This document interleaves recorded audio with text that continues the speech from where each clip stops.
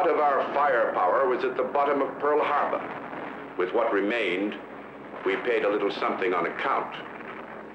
And while we bought time, 14 million Americans responded by training for the greatest and most destructive war in history. So began World War II, and before it was over, 430 from among the 14 million would win the Medal of Honor. Some would come upon their moment on islands of the Pacific, others in African desert or the steep and hostile terrain of Italy. But for each, it would be a moment when somehow the price that action might exact from them was left unconsidered, shouldered aside by their individual commitment to meet the need for that action. D-Day, 5,000 ships, and on every one of them, men thinking of loved ones, of home, of just how much they had to lose.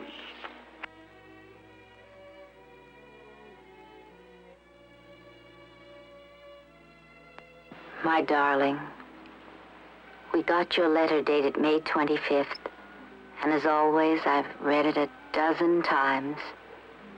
I keep them all. We'll read them together someday.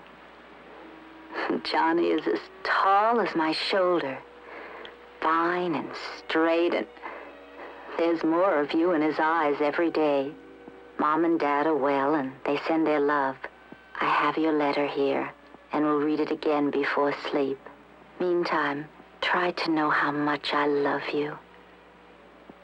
Come back safe to us. Come back safe.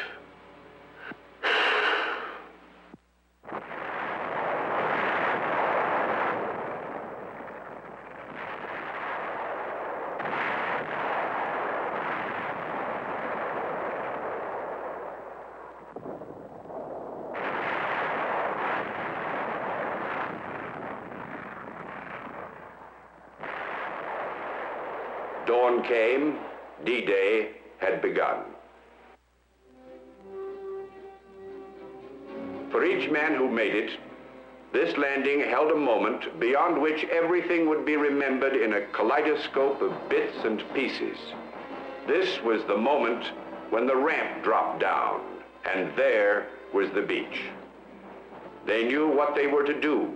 They knew where and in what sequence they had to do it. The thing they didn't know was, could it be done? It could be, and somehow it was. But only the men who were there would ever really know what it took from each of them. We know only that what it took, they gave.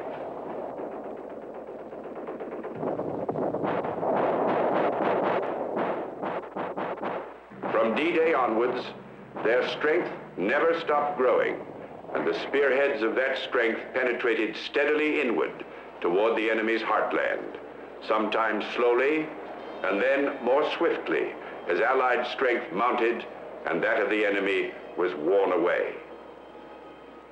The end was inevitable, and finally it came, first in Europe, then quickly in the Pacific.